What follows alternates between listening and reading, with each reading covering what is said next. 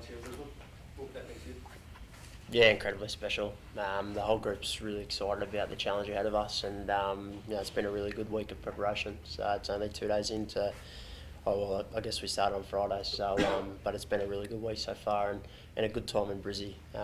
What we know about Suncorp, it's a fantastic place, if not the best place for Australian to play. We love playing at Suncorp, particularly me, being pretty biased from Brizzy. We'll play in Brisbane from Queensland. It's the best place in the world. So, the boys are really keen to rip in, and it should be a fantastic crowd. But you played the one test before the Lions series. What was your assessment of that Fiji test, and are you happy with how the team's tracked? Yeah, it was a step in the right direction.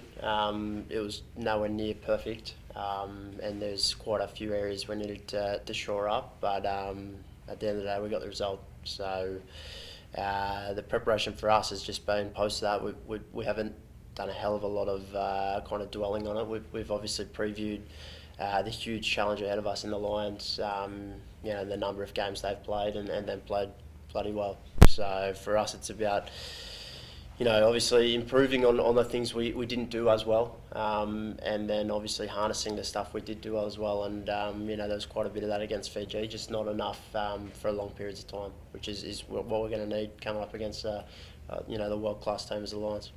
Tate, losing Noah in the fashion that happened. Firstly, how upsetting was that, and how's the team, building around the next set of playmakers? Yeah, obviously gutted for Noah. Events like this don't happen all the time. So unfortunately he misses out due to injury. But the team's rallied around him. The team and the staff have obviously checked in on him, and first and foremost looked at or asked him if he's all right. Him and his family, and then we had to move on. So, really happy for someone like James O'Connor. Played a lot of footy with him, to come back in, and it's a long time since he's played the Lions. So to have him there to just even be in Dono and Tom Warner's ear, it's been huge for them. We back whoever steps into that role. Obviously Noah's done a great job for us in the past there, and whoever gets that first crack is going to give it a red hot shot, that's for sure. So Tom Liner, how long has he been fully training for? I know it took a while, but longer than you hoped to come back? He was fully training during that Fiji week. For us, we just had to make sure he was 100%, which he wasn't for that game. And Dono's obviously been with us the whole time. So all three 10s are fit, healthy, and ready to go if called upon. Tate, James O'Connor very well from lots of years at the Reds. You've mentioned what he brings, but how's he changed? How's he improved since coming back from the Crusaders in that title year? Yeah, I think he's obviously gone.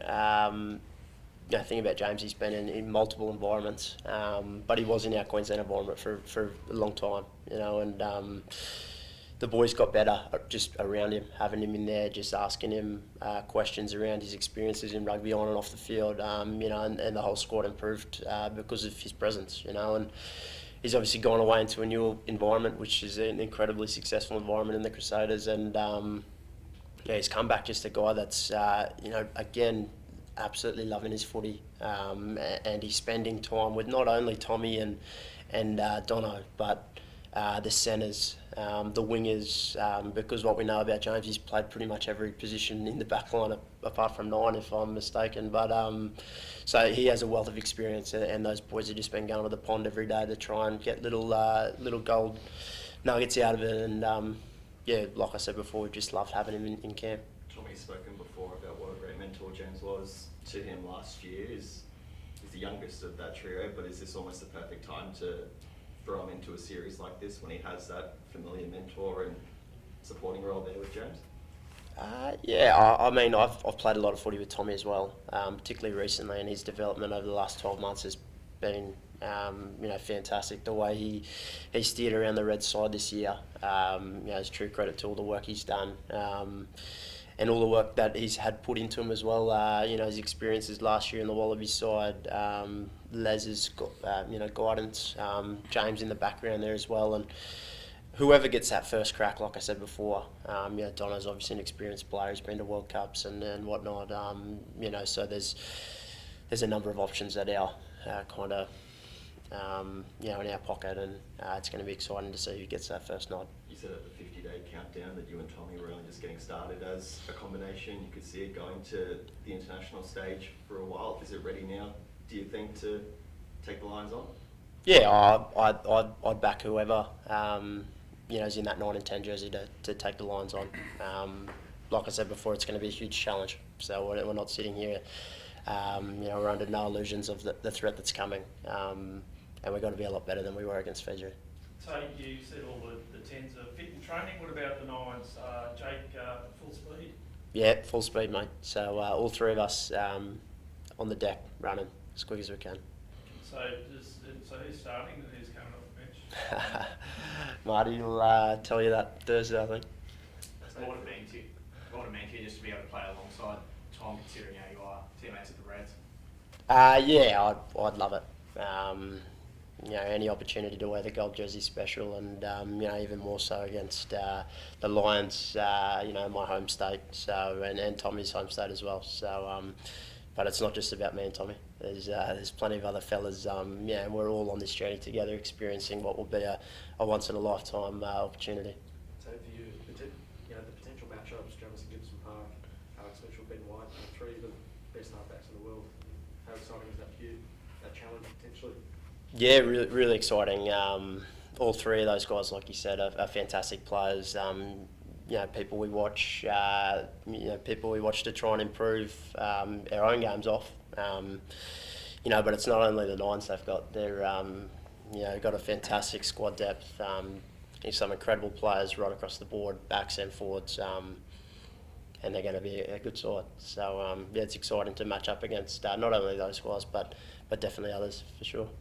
Jeremy, the importance of the set piece this weekend, how crucial is that going to be? Yeah, I think it's crucial in all games of rugby, and I think it'll be a great battle out there, and we've been working really hard behind the scenes to put the work in on and off the field to make sure we're ready to go come Saturday.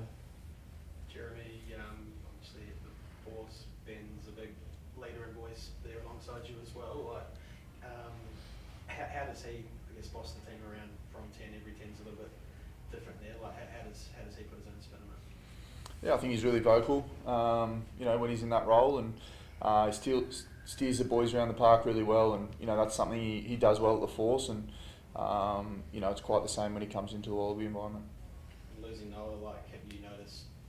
He clearly was the guy earmarked to start. Have you noticed the other guys, taking a bit of a step up around the place and in training with their voice and their actions?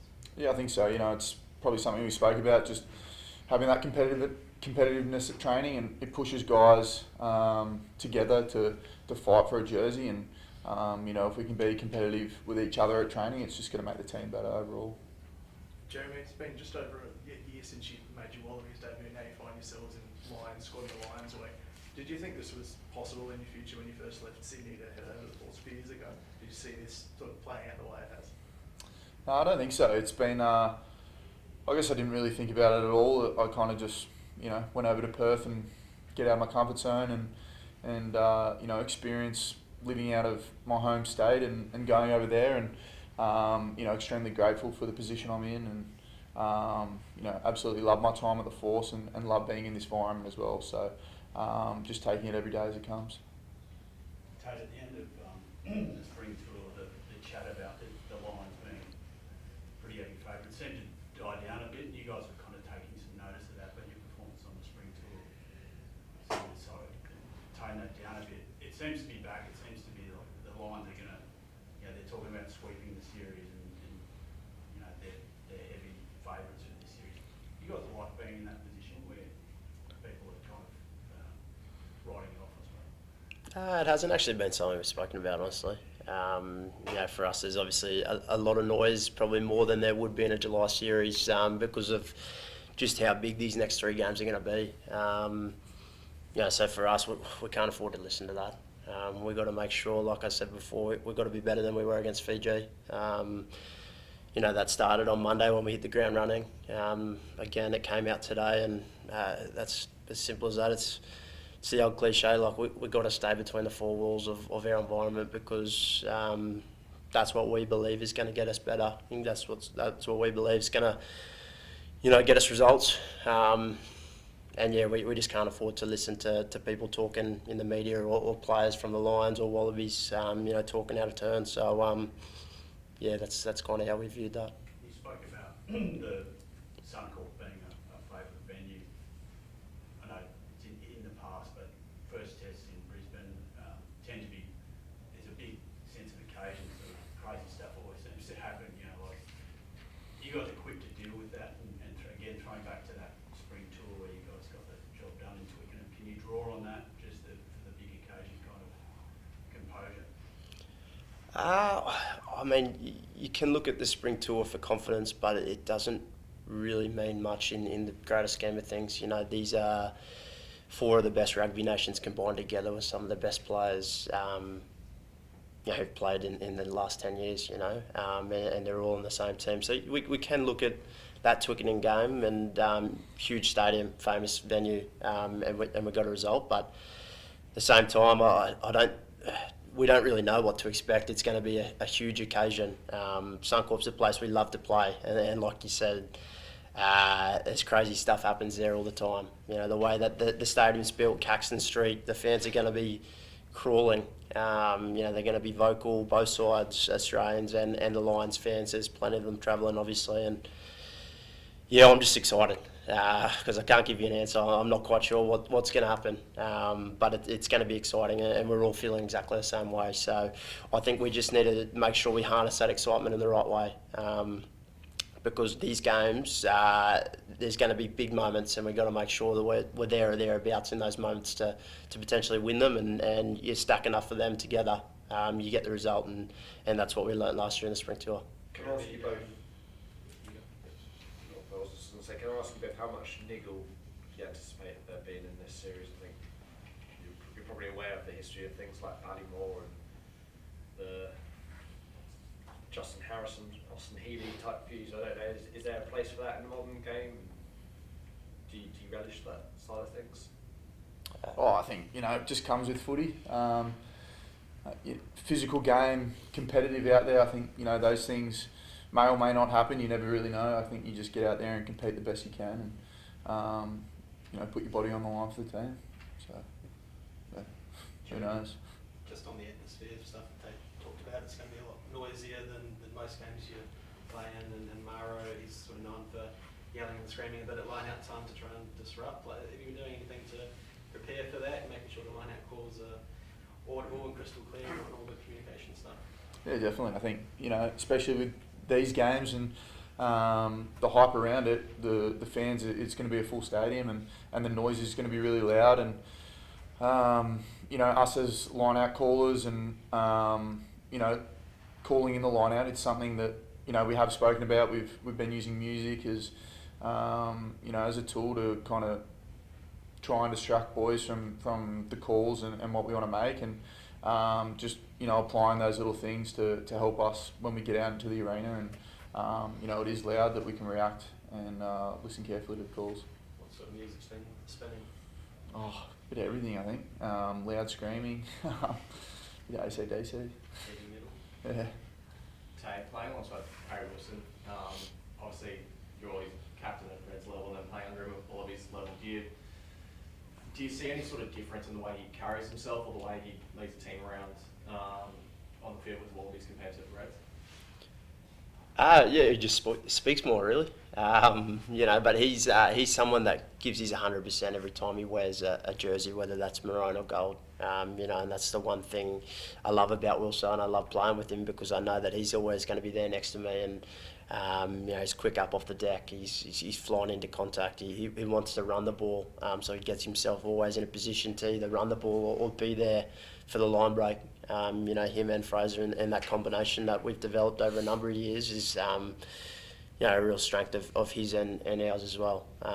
So yeah, I thought he did a fantastic job leading the side last year, and again against Fiji he was great. So really looking forward to seeing what he can do against the British Irish Lions. So how ready as a group do you feel for the challenge coming up? Yeah, very ready.